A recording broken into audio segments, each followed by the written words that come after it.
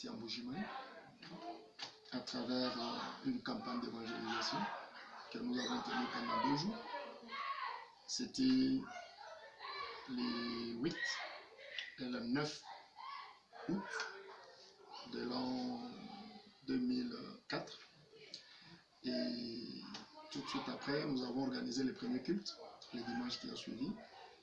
Là, nous avons commencé la première église ici. Et l'œuvre d'évangélisation et les diverses missions que nous avons effectuées nous ont donné la possibilité de compter aujourd'hui, par la grâce de Dieu, à travers le monde, environ 16 églises. C'est donc l'association de ces 16 églises, pour la plupart implantées par nous-mêmes, les autres implantées par nos enfants, éparpillés à travers le monde, qui constitue donc ce que nous appelons la communauté évangélique Villeforte. Voilà.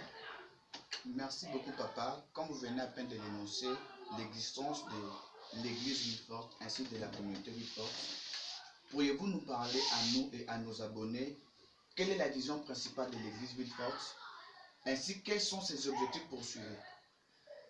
Merci beaucoup, ça c'est très important. La Villeforte est un organisme d'évangélisation et de développement communautaire. Notre vision se résume en une phrase, à 2 propositions. Nous disons Amen à la vie éternelle et oui au bonheur sur la terre.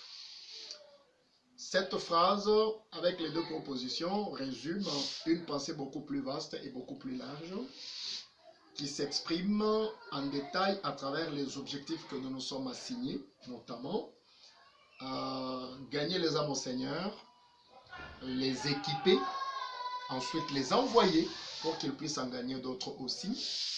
Et en dehors de cela, nous donnons un bagage qui permet à nos croyants de défendre la foi qu'ils sont en train de confesser.